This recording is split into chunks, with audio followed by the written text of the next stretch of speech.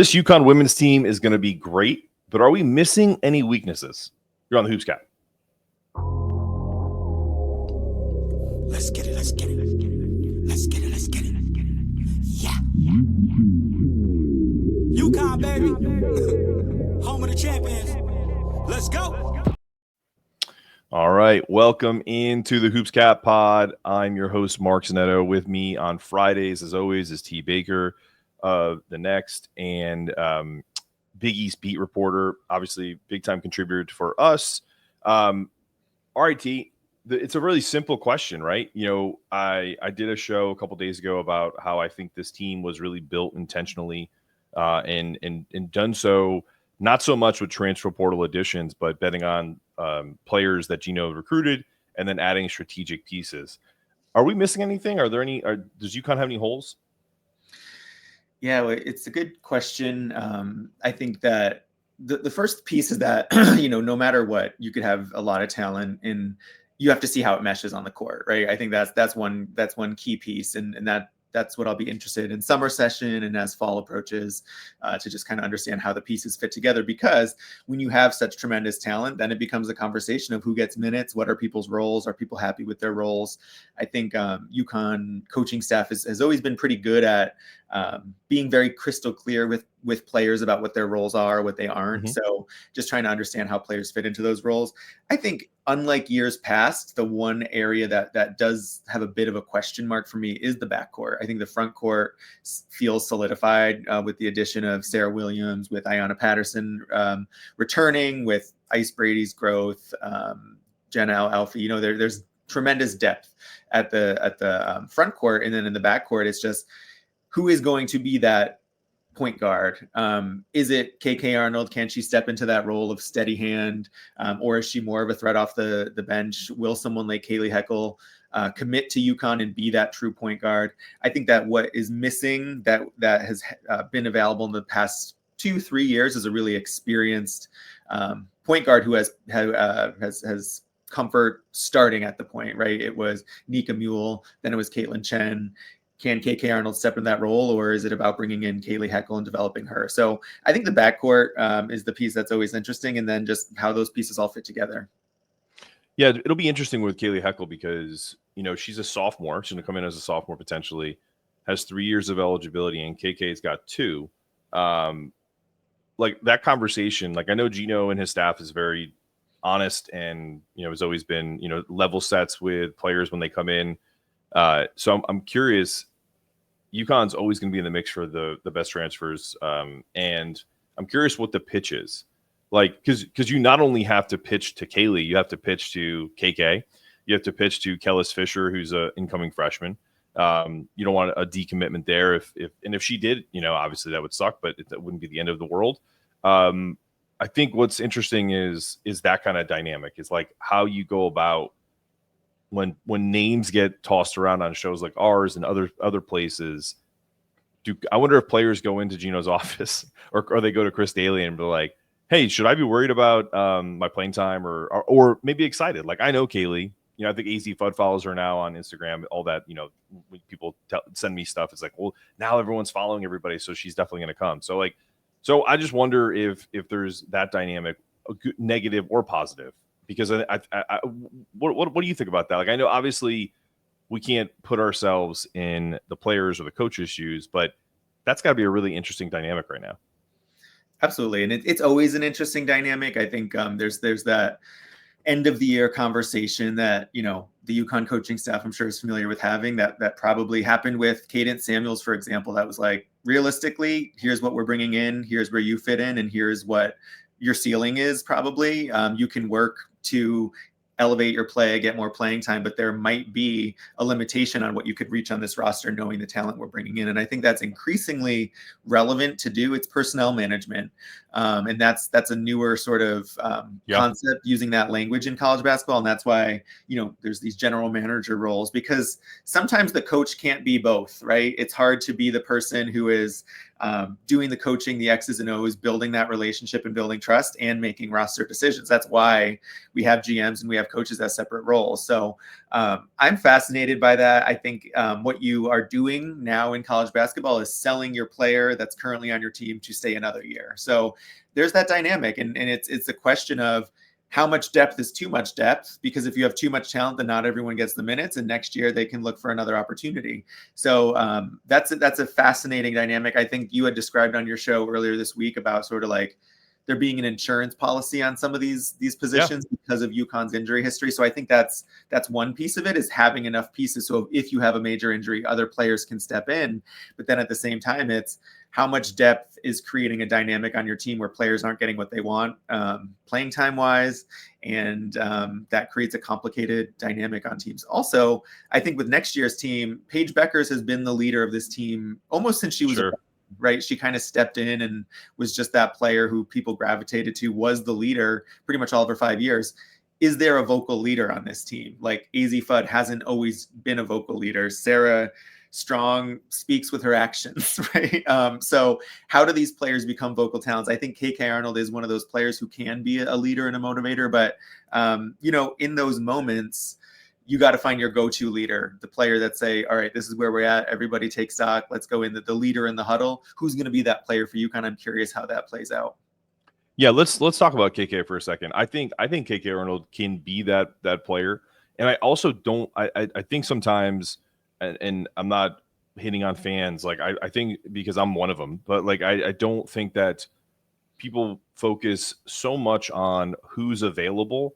They don't really kind of turn inward and say, there's a reason why these players aren't transferring out, is because they want to be here. But on top of it, they're making leaps and bounds with their games. Like some don't, like admittedly, like there are some players who stay exactly where they are.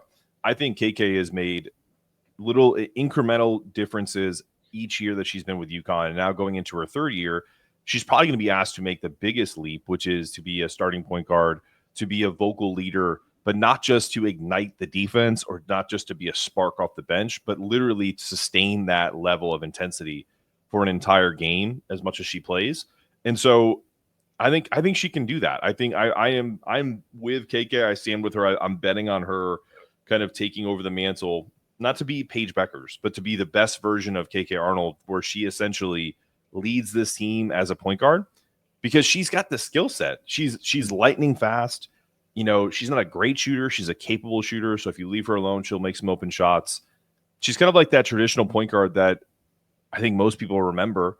And I think, it's hard to find the steady Eddie Kaitlyn Chen that for every year. Like, you're not going to find the carbon copy of her. Right. What are your thoughts on that?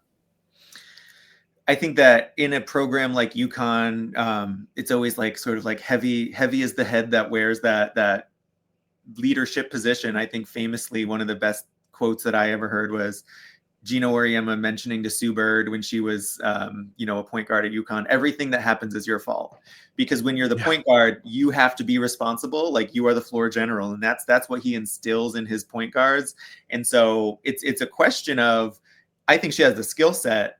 I think it's also like, how do you manage those new set of expectations from a coach who will tell you every single time you mess up that you're responsible for everything that happens on the court, right? So it's a different level of maturity. It's a different level of responsibility. So it's not a question of skill for me. It's a question of maturing into a role where you can take that type of feedback and type of coaching. And the best players who have gone through UConn's program have been those highly coachable players. Paige Bueckers talked her smack back, but was highly coachable, was not afraid to get yelled at, was not afraid to be the one who took accountability. And so I think it's a question of, how does KK elevate to that level? How does the coaching staff sort of hold her accountable to be that team leader?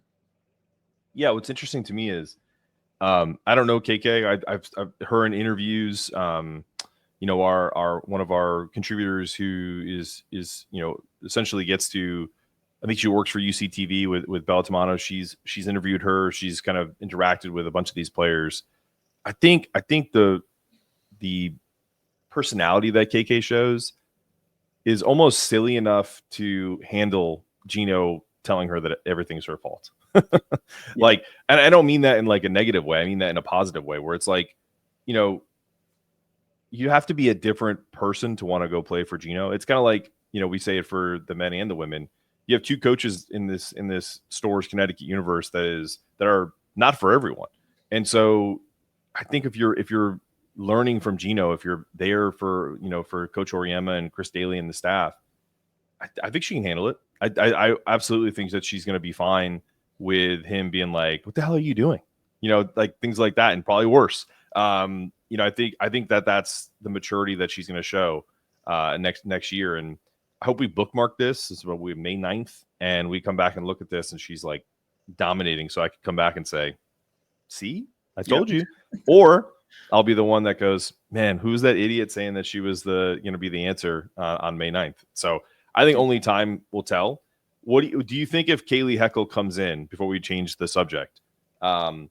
She's got who on her radar? You mentioned this pre-show. Who are the 4 or 5 other teams that are in the mix? I think what the reporting I've seen is Michigan State, Vanderbilt, and Notre Dame, in addition to UConn. Yep. If she comes in and chooses us over them, do you think that Kaylee Heckle starts, or do you think they bring her off the bench? I think she's got to work for the starting role. It depends on how she shows up.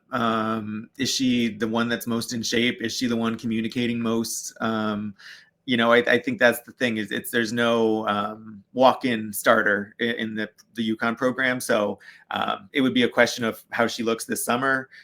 Is her conditioning right? Is her mind right? Is she learning the plays? Is she adapting UConn's system? So that's to be determined. She has the talent too, for sure. And KK Arnold, has been in a position last year where she did come off the bench, was just as impactful. So maybe that's the role that they want for her, sort of like that sixth player who is that bench presence, who brings that energy. So we'll see. I think, with every team, there's always different dynamics. There's always different roles. So we have to see what her role is. And it's possible maybe she's not ready to be a starter in her sophomore year, but she's the one that comes off the bench. So I think it really comes down to how she shows her stuff in UConn's system. Same question on with Sarah Williams and Jana Elfie. What do you think happens there? Because Jana really showed tournament Jana was different than regular season Jana. So if we get tournament Jana, coming to Storrs again, she's that consistent and she doesn't show some of the kind of the rust from years prior coming back from injury. What do you think that looks like? I personally think, I don't think Sarah Williams is coming to UConn to come off the bench, right. But I don't know. Like, do you kind of essentially tell someone that you just won a national championship with that you're coming off the bench now because we got someone better? Like, that's the tough stuff right now. Yeah. I mean, do you think they both could start? Would that work lineup wise? But then you got you put Sarah at the 4 and you put Jana at the 5 and you put Sarah Strong at the 3, AZ at the 2, and KK at the 1. Maybe not a bad lineup right there. That's not a bad lineup. Yeah, the more that's a great point. Like I didn't even think about that. Like I think sometimes I look at 6'4" and above, and it's automatic that they're a center. But that Sarah's athletic and she's a rim runner, so yeah, it also would kind of. Now you got my mind turning. Like it also kind of pushes different players like on the depth chart, where if you can play them together. See, T is very like that could have been breaking news. Yeah, that could have been breaking news that we're not going to talk about. That's the news, right? She's committed. That's right, she's committed. No, but like I think honestly that could be something where like now the depth chart is essentially like, hey, there's because you have Gandy, you have Blanca Quinones, like so like. You have these. You mentioned it. There is an embarrassment of riches of depth in the front court now, versus the backcourt is the question, and that's an interesting flip. Yeah, I mean, I like Jana at the 5 and Sarah as sort of like that rim running wing 4, like you said, Sarah Williams.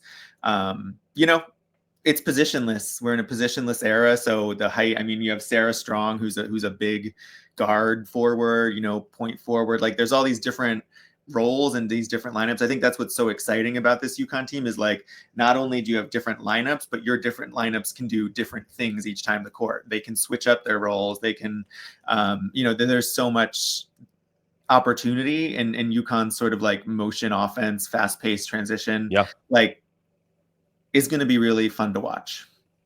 I have one fun lineup that I'm going to throw your way, and then we're going to go to the UConn debuts of Paige Bueckers and Kaitlyn Chen. What if you did, and I'm not saying AZ is going to play point guard, but I'm saying this lineup together. We have AZ, Blanca Quinones, Sarah and Sarah, and either Gandy or Jana, because Gandy's faster than Jana.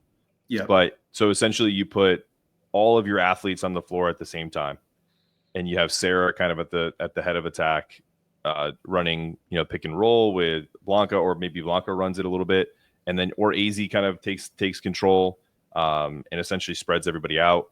I just think that the combinations are limitless, but that type of lineup where essentially you go like big, but you're still faster than everybody, is going to be something special. I like it. I mean, I think the first thing I thought of when you said that was the speed, right? And what I like about it also is, like, if not a starting lineup, that's a lineup that you bring in after the first media timeout and just kind of decimate an opponent, really unleash. just spirit them, right? Like that's what I really like about what UConn had this year with, like, KK, Ashlyn Shade coming off the bench, is like just the speed, a different lineup. Like, you think you get used to your rotation, your defensive assignment as the other team, but it's just a whole new lineup and it's coming at you fast. So I like the idea of that sort of speedy lineup coming off the bench.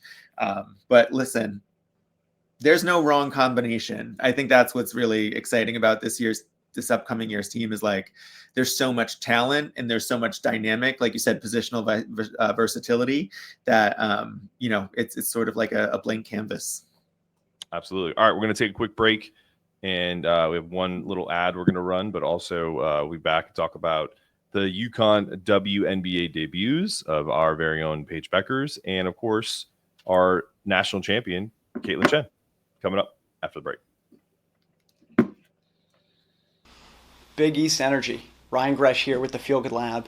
And the same tools that we use to help elite athletes like Hassan Diarra, Nika Mule, and our very own Cam Spencer are the same things that we use to help people like you and I. People that want to optimize their overall health, feel a little bit younger, or are suffering from a chronic condition. And it's all about reducing inflammation, improving the nutrients in our body, and fixing our gut. And the way that we do that is not through a one-size-fits-all model. Everything is personalized. We offer products that are plant-based, natural, and help you identify the root cause. And oftentimes, we're looking at what's going into our body. So we have a food inflammation test, a gut microbiome test, so that we can treat you like an individual human that you are. And so the thing that we're the most excited about is actually connecting with you. Whether you're a UConn fan or not, please reach out, call us. We'd love to talk with you and see how we can help. Best in health.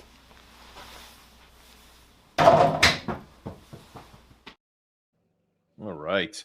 There's Ryan Gresh. If you go to thefeelgoodlab.com, or you want to email him and talk to him about what you may have a complicated situation that you're curious about, some health issues. And listen, he's not a doctor, but his roots are, his family has been in pharmacy, and so they have created this kind of health brand that has really been helpful for me and others in the UConn and Big East universe. So if you like what you hear, like what you see at checkout, use the code Big East Energy for 15% off your first purchase. Okay. All right. So real quick, obviously Paige is the story of UConn's WNBA players, because you have Aubrey, unfortunately, is already on IR with the arthroscopic knee surgery. Saw that like about a week ago. Kaitlyn's making her debut with the Valkyrie. You posed a great question. If Kaitlyn Chen doesn't go to UConn from Princeton, is she playing right now in the WNBA?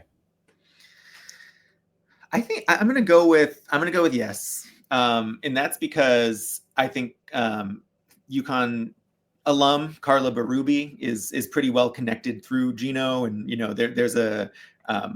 there's some precedent for Princeton or Ivy League players at least getting a training camp contract.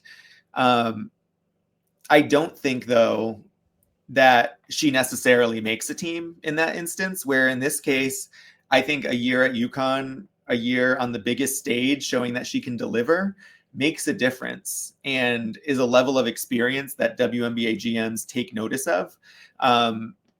And so I think similar to a player like Harmony Turner, who was drafted out of Harvard, there's talent in the Ivy League, and these coaches, these scouts, these GMs, they do pay attention to all the mid-major, action as well. So I think it's possible that she gets drafted, but I do think she's in a better position now to make a roster because of a year under Geno and CD's leadership, a year after showing on the national stage that she can deliver, to make a roster and actually be successful on a WNBA roster.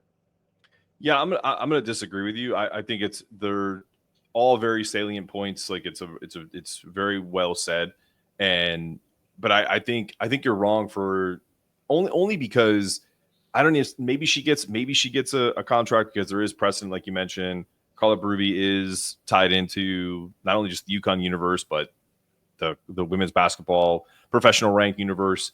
I don't think she's drafted, and I don't think that she's playing necessarily, because everything you said is true, but I also feel like UConn's brand is so strong. So like the end part of your comment is what I think got her drafted, right? Seeing her in the Final Four, seeing her in the national championship game, seeing her in those pressure moments where they needed her most. I think those are obviously what you said, like, GMs take note of that. But I don't think they would have if she ends her career at Princeton, or maybe she transfers someplace else and plays a year. I'm going to pick a random SEC school and they'll get mad at me.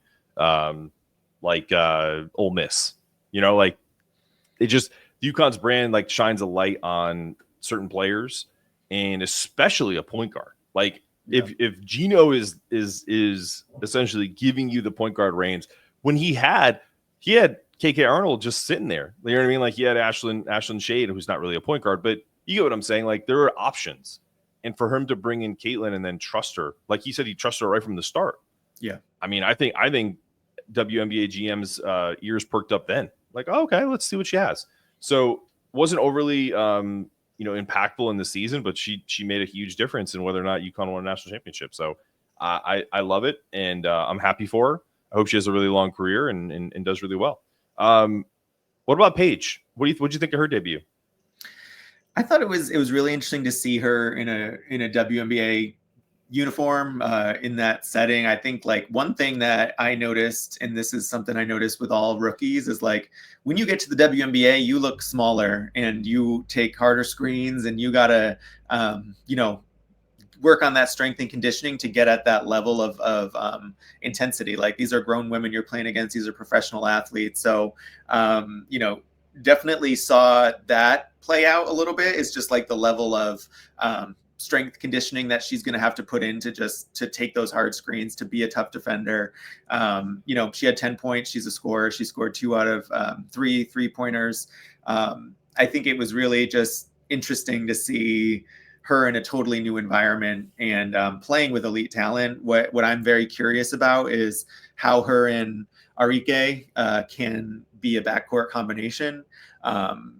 It's going to be interesting to see how that plays out. Paige Bueckers is a player who is a natural scorer, but also a natural distributor. So it's possible that, she is distributing to Auriemma more often than scoring herself. But it's going to be really interesting. I think that Dallas is a team to watch for a number of reasons, not just Paige. And they have new coaching staff, a new system in place. So I'll be really, really interested to see how they come together. I'll be going to the game end of this month when Dallas travels to Connecticut. Interesting. To cover kind of Paige's return, but also the return of Maddie Siegrist, another Big East star from Villanova. Now they're on the same team. So that's the angle I'll be covering, and looking forward to reporting back on that. Cool. Definitely want to hear about that. What do you think about in terms of Paige being essentially, like you mentioned, more of a point guard than she ever was at UConn? Do you think that that's where ultimately her value lies in the W, or do you think that will change? I think that'll change. I don't think that's her most comfortable position. I think she's more of a 2 and a secondary facilitator. And I'm not sure how long that roster will stay together, right? It's always a question. Sure. There's just chemistry developing, but I think as she settles into her role in the WNBA, I don't see her emerging as a point guard as the first point guard option. What do you think? No, I actually think she does, because I think there were times this year when UConn fans were like, we need Paige to be like more like Caitlin Clark and like all this other stuff. We need to have her pull up from logo. And I'm like, dude, that's just not her game.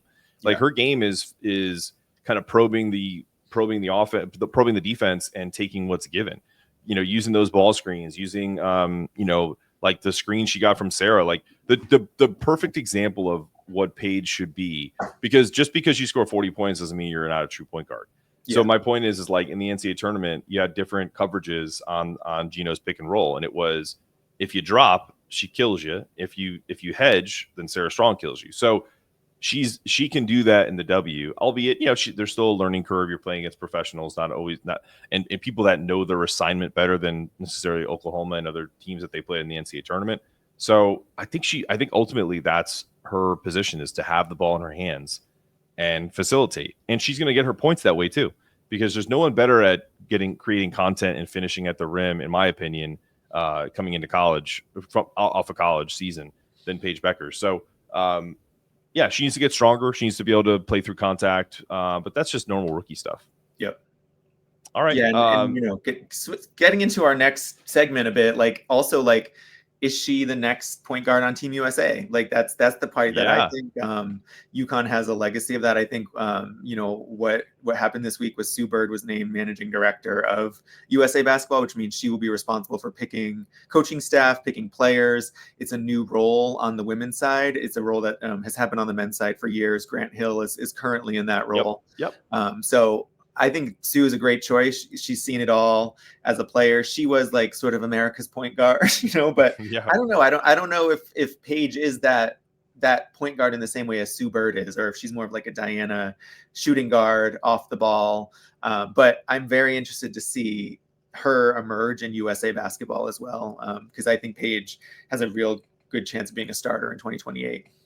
Yeah, I also feel like too, like the word point guard is evolved from what we probably should have, what we've known it to be, over the last 10 years, which is just you kind of want to be the point guard now. Like you want the ball in your hands, so you make the decisions. And I don't know if there's a better player mentally and physically who you'd want. Like I think you waste her if you put her off the ball, unless you have someone that is equal to her from a basketball IQ perspective. I don't know if if she has that on Dallas. Maybe she will in the future. She definitely will if she plays, USA basketball, which she definitely will. But I don't know. Like I think when you have a savant like Paige, who may not be, the best athlete in the WNBA now, but she's definitely she is easily a top 10 basketball IQ right from the jump going into the W. Like whether she's a top 10 player yet, that's an argument for another day. But she easily comes in and it has that level of ability to kind of put people in the right spot. And I think that's kind of what they're doing. They're maximizing her talent immediately. Yeah, agree. I think she has that level of IQ that just feels second nature. It feels natural. And I think that's what's made her such a remarkable college player. And it's going to translate to the WNBA. I'm just very curious to see how she begins to kind of fit into a new role and if Dallas can find some success this year. All right. There's another episode of the Hoops Cat Pod. Go to BigEastEnergy.com. We have some cool new merch that is branded with this logo. Not copyright, obviously. It's the Hoops Capital. And I established in 1995. If you guys don't know this, Dick Vitale on January 23rd, 1995, made a proclamation of what UConn was. The Hoops Capital of the world, and it was done so because the UConn women were already number one, and at that moment the UConn men I think were number two, and then I think the number one team lost, so they won a game against Syracuse, and now by the time the AP poll came out the next day or whatever it was, both teams for the first time ever they were both number one in the country, and that has stuck for years. That specific date. And obviously UConn women went on to complete an undefeated season in 1995, that first title. So it's not just the championships. That's not just what I'm talking about with established in 1995. The great Dick Vitale, who has been battling cancer and fighting his ass off. And, you know, I'm so happy he's healthier now. UConn enter the DKV Classic next year. So looking forward to that. Anyway, that's where that comes from, if you're wondering. And I think all of the T-shirts that have that are $23.95 for obviously those purposes. So that's a little symmetry there, a little storytelling with why the gear is the gear.